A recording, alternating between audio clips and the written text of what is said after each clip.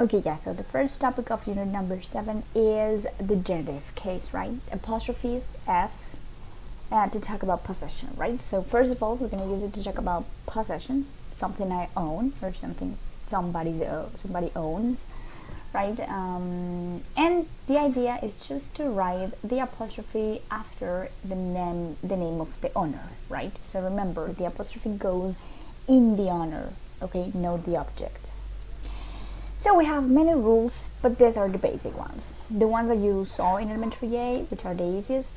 Every time I have a singular noun, so what do I have to do? I just have to write apostrophe S, because I don't have the S, so I just have to add it, and then I write the noun.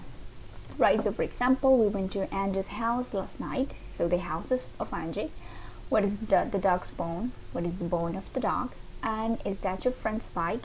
So is it the bike of your friend? Easy peasy. What happens when I have the plural noun? So I already have the S. So if I already have the S, I don't have to add it again, right? So I'm just gonna write the apostrophe. So you need your parents' permission. I already have the S, I just write apostrophe. Where are the dog's bones? Many dogs, plural, apostrophe. My friend's house is big, so plural is friends is plural, so I just add the apostrophe. Then we have singular nouns ending in S. Okay, so every time I have a singular noun that finishes in S, so I can write the apostrophe, or I can write the apostrophe S, right? The pronunciation changes a little bit because I have to say the class's teacher is nice, right? I have to pronounce it as it were plural.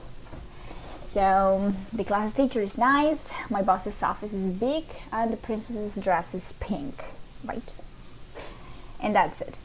When I have a plural noun that doesn't end in S, this means irregular plural nouns, like people, like sheep, like fish, like deer, all those irregular nouns, man, children, they don't have S. So what do I have to do? I have to write the S because I don't have it. So he always corrects people's grammar.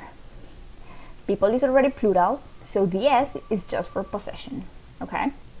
So the man's toilet, the toilet of man, the children's camping trip, the camping trip of the children, and that's it. When I have a proper name or a personal name that ends in S, like James, so I can do both. I can write just the apostrophe, or I can write apostrophe S.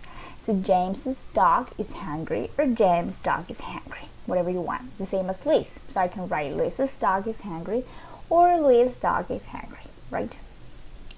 Anything you choose is okay. After that, we have compound nouns, right?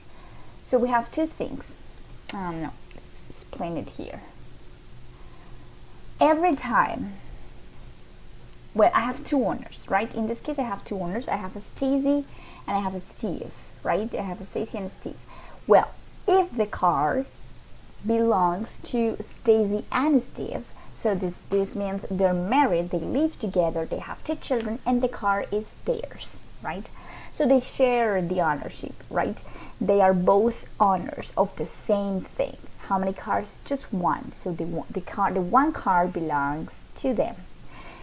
So when they share the ownership, I'm gonna add just the apostrophe S to the last person.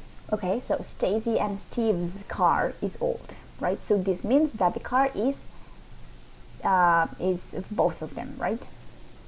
What happens if they have two different cars? Because they don't live together, they're just friends, so each one has its own car.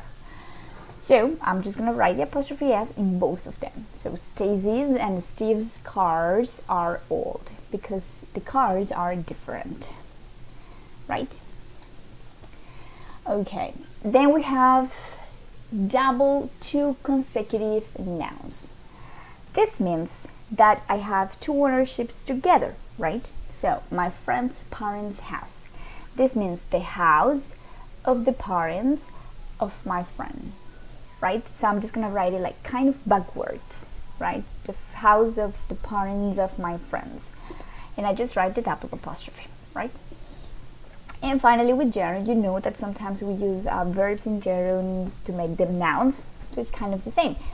but it's just the same, guys. I mean, I just use the verb with ing, right? The store is opening, the store is closing, the boy is shouting, the dog's barking, and that's it, right? It's just when I use a verb in gerund as a noun. That's it.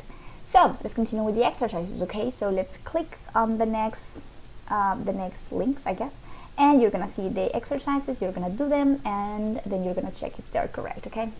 So yeah.